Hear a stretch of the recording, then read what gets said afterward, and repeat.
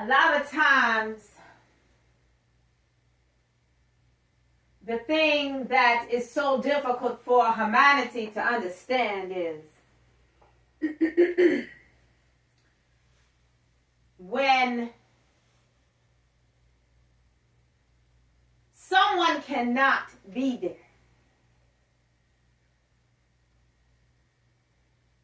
God can.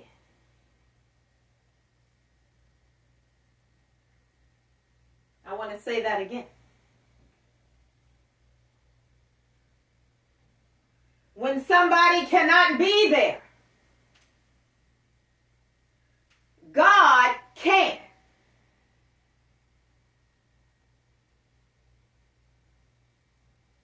There are people that, from what I understand, they died alone during the COVID-19 epidemic because the family members were not permitted into the rooms with them. I would imagine that would be very heartbreaking and traumatic, that you can't be there by the bedside of your loved one when they're passing away.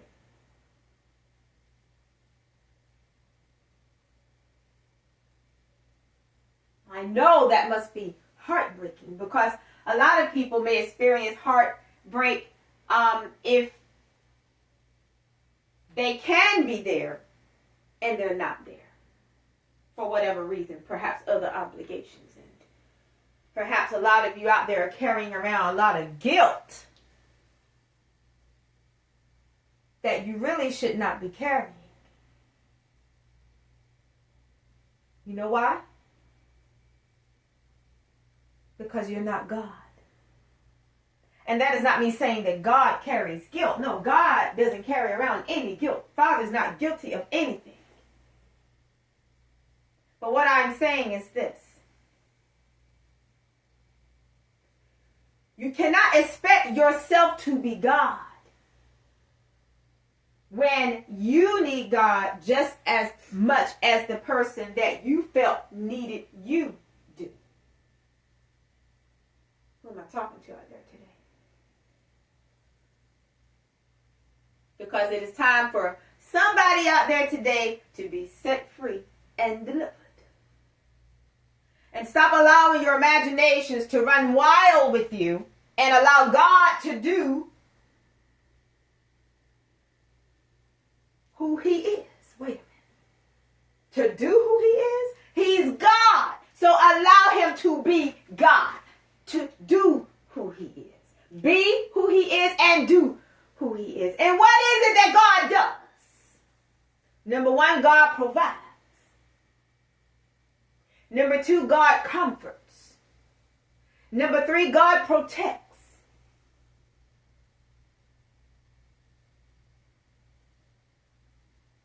Number four, God forgives. God is a creator. And there is nothing and no one that Father has created that he does not have full control over.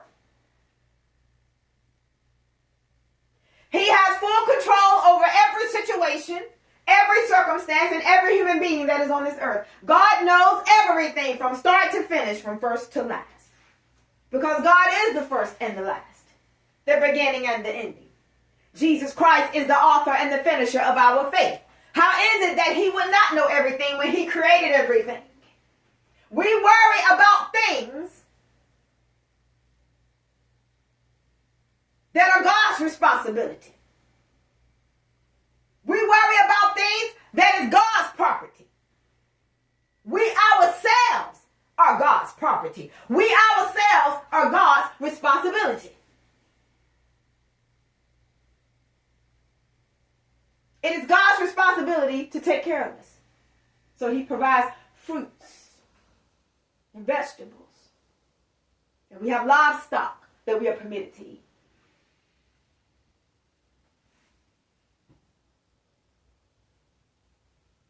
And then we have different elements in nature that humanity can take and create clothing, cotton and things of that nature. So when God creates something,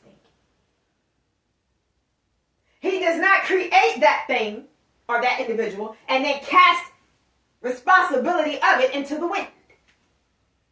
And then cast whatever he created to the wolves. He's not that type of God. Thank God. And you better thank God that he's not like humanity. Because it would be over for all of us if God was like humanity. You're talking about the world being destroyed, the whole universe would be imploded probably. Somebody out there today, you need to thank God that he's there when you can't be. Or that he was there when you couldn't be. Jesus said, I will never leave you nor forsake you. The Bible tells us in the book of Genesis, in the beginning God created the heaven and the earth. And the earth was without form and void, and darkness was upon the face of the deep. And the Spirit of God moved upon the face of the waters. And God said, let there be light. And there was light.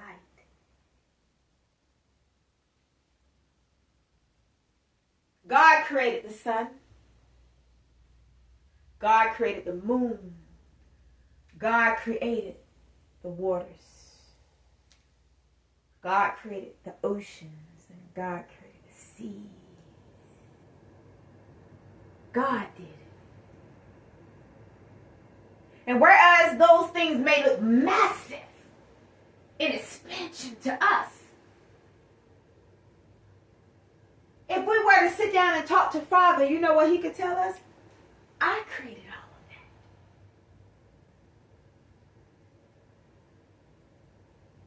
He could say.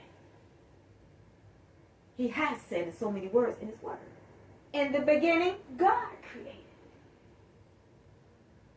So if God created the oceans and the sun and the moon and humanity, and he did, he is more than capable of taking care of all of those things.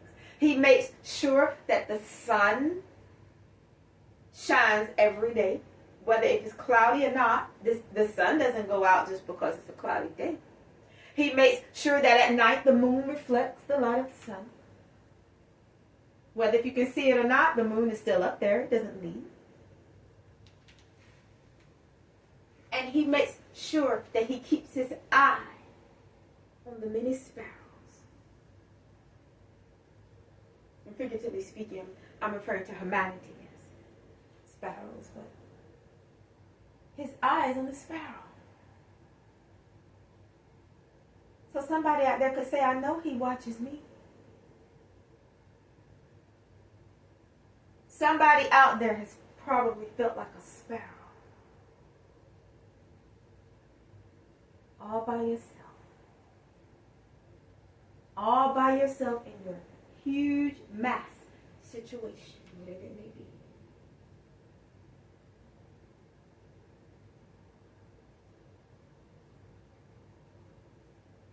But God has loving eyes. Loving eyes.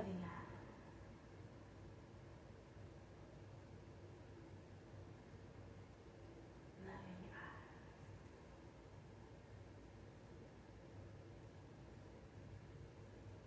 So it's not about you not being able to be there. It's about the one that was more than able to be there. It's about the one that sits on that great white throne. And to my knowledge, he doesn't get down. It's about the one that has declared the earth as being his footstool.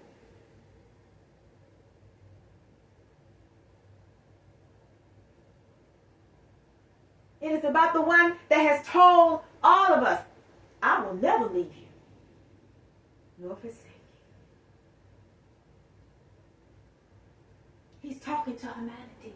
He's talking to the obedient in Christ. He calls sinners unto himself because he knows I created that person, and I didn't create them to be a sinner. That means if God, well, His Father could perhaps, I'm just saying perhaps He could say, and He could say in so many words, I didn't create you to be against me.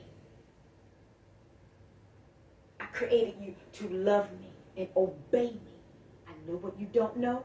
I can see what you don't see, and I can hear what you can't hear.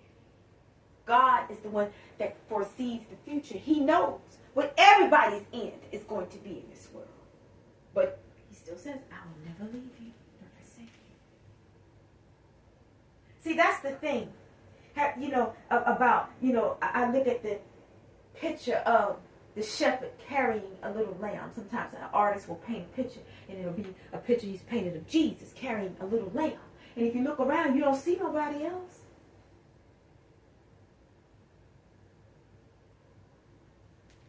All you got to do is call on Jesus. And you don't need nobody else. Go with me to the book of Matthew quickly. And I say quickly because I don't want mine recorded to cut off. If you don't mind, thank you. The book of Matthew, chapter 14, verse 22. And straightway Jesus constrained his disciples to get into a ship and to go before him unto the other side, while he sent the multitudes away. And when he had sent the multitudes away, he went up into a mountain apart to pray. And when the evening was come, he was there alone. But the ship was now in the midst of the sea, tossed with waves, for the wind was contrary. And in the fourth watch of the night, Jesus went unto them, walking on the sea. And when the disciples saw him walking on the sea, they were troubled, saying, It is a spirit! And they cried out for fear. But straightway Jesus spake unto them, saying, Be of good cheer, it is I, be not afraid. And Peter answered him and said, Lord, if it be thou, bid me come unto thee on the water. And he said, Come. And when Peter was come down out of the ship, he walked on the water to go to Jesus. Let me tell you something. There's somebody out there today. There will be somebody perhaps in the future. There may have been somebody perhaps in the past. Oh my God. That perhaps will or have called on the name of Jesus. My God, my God.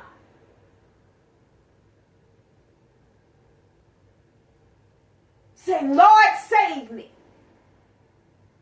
Let's get back to Peter.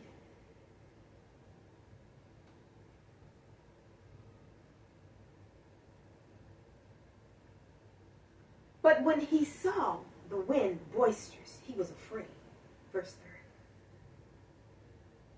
I think I'll stop at verse 29, guys. Let me back up to 29. And he said, Come. And when Peter was come down out of the ship, he walked on the water to go to Jesus. Okay, yes, verse 30.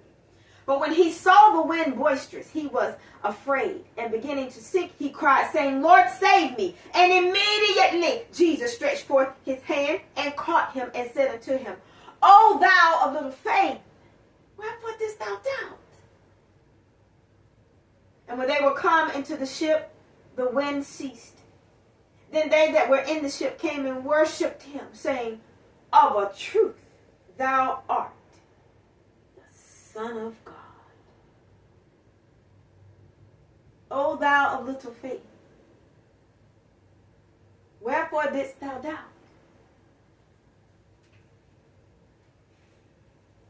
Why are you doubting out there today, whoever you are?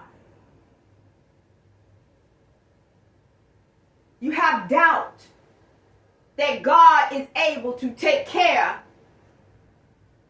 of who he created. Whether if it be you, somebody next to you, somebody in your bloodline, perhaps somebody in the future, perhaps somebody right now currently, or somebody in the past. God is more than capable of taking care and providing the necessary aid to that which he created. There are holy angels standing before the presence of God. Oh my God. And they are, you know what, let me tell you something. When God sends them to the rescue, they come. You don't have to be there to see it. All you need to do is believe it. God don't need humanity to do his job. God is God all by himself, and he don't need nobody else. Jesus Christ is the heavyweight champion of this entire universe. What is too hard for God?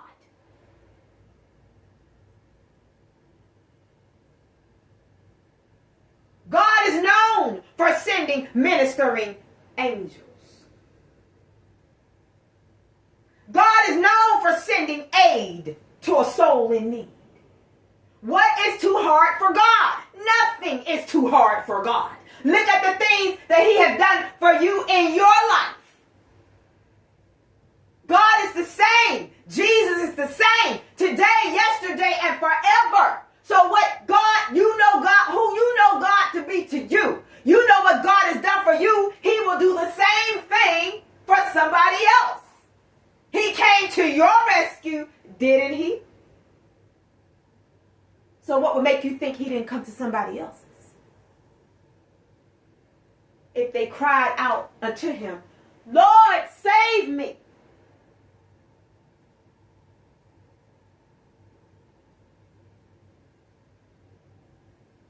Oh my God. Who am I talking to out there today?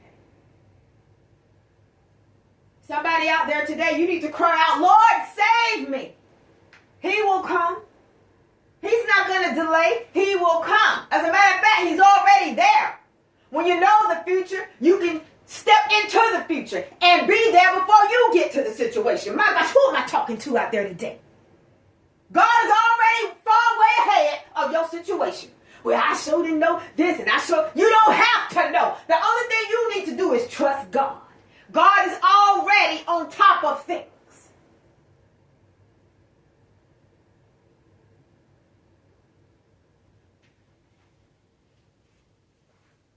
People need to start giving God more credit than they do.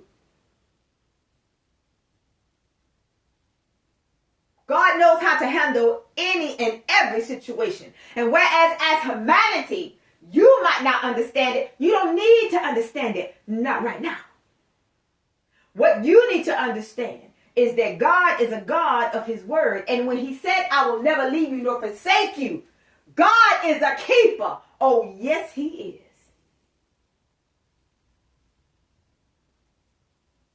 Oh, yes, he is. And everything ain't what it seems behind the scene because God's got this. This thing called life, God's got this. That thing called death, God's got that. He's on top of everything. Jesus Christ lost his life. But I tell you what, on that third day, my God.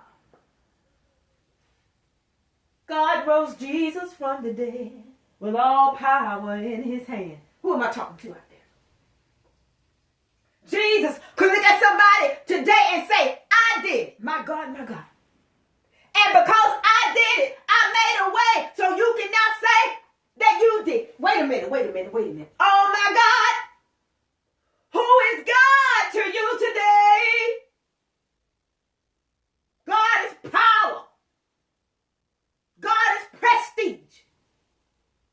Jesus is the King of kings and he is the Lord of lords. Nothing is too hard for Jesus.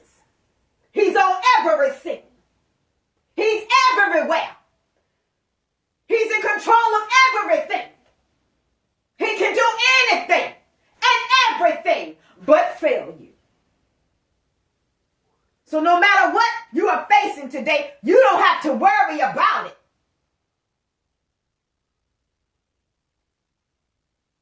You don't have to worry about it.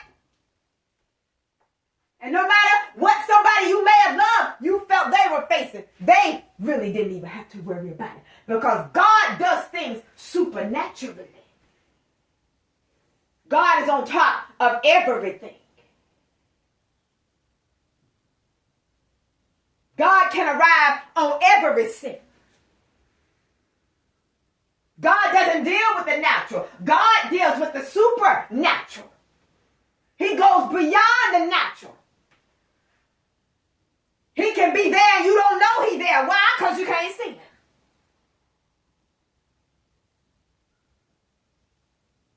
And if seeing is believing for you, you need to change your stance. You need to change your way of thinking. Because it is what you don't see that you need to believe. Oh my God. Because the eyes of our invisible God is everywhere. We can't see God, but he can see us.